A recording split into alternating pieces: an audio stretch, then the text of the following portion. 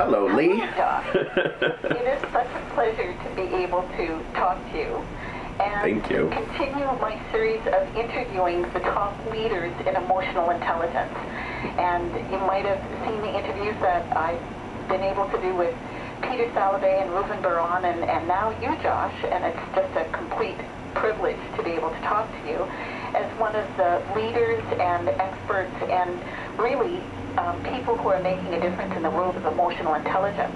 Thank you, Lee. I like the company that I'm in. I am a speaker, trainer, facilitator in emotional intelligence, and I absolutely love being able to talk to the people who make this science possible.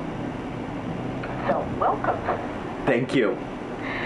Now, Josh, I know that the information on 6 seconds says it was first established in 1997, but you were involved with the concept of emotional intelligence well before that. Yeah, well, our team actually started working on this in 1967. Karen McCown, who's the chairman of 6 Seconds, began to look at the field of education. And she was particularly interested in gifted education, but also education in general.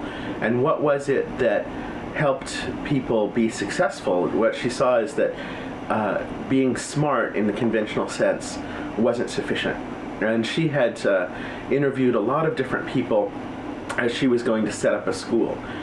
She, for example, interviewed a group of Nobel Prize winners and asked them, what would you have really needed in a school? What would make a difference for you?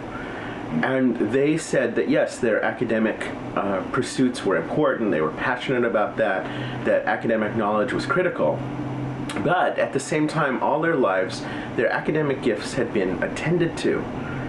And there were other things that hadn't been so interesting to them, like learning to deal with people, understanding themselves, and other pursuits, even academic pursuits that were outside of their area of passion.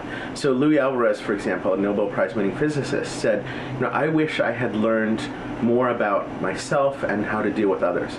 So Karen took that and she said, all right, well, I'm going to create a school where academic development and emotional development will be equally important and twined together.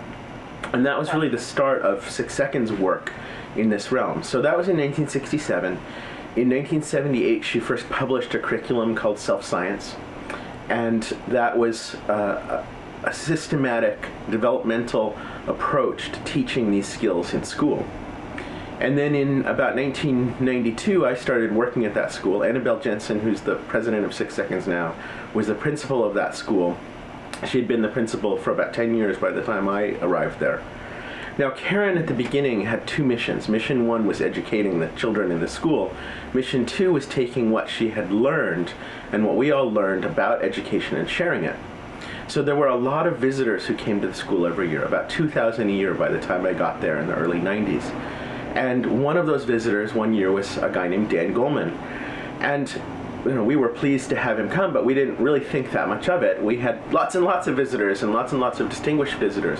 But he got talking about the science that he was studying, work that people like Peter Salovey and Jack Mayer and Reuven Bar-On and Antonio Damasio and Candace Pert and others were doing to understand the neuroscience and the link between learning and emotion and the brain and how cognition and emotion work together. And so we got pretty intrigued by that. He came and he looked at our approach to teaching these skills, and he said, this is the model of how to teach these skills that I've been studying. I want to include this in the book. And so we said, fabulous, please do. And then we're really quite surprised and delighted when the book became an international bestseller, and we started getting calls from all over the world. People saying, I read Goleman's book, this is fabulous stuff, I've been thinking about this for years, this makes such sense to me, there's such a need for this, but how do you actually teach it? So that was in 95. Wow. And in 97 we started 6 Seconds with the purpose of helping people understand this approach to how to actually teach the skills.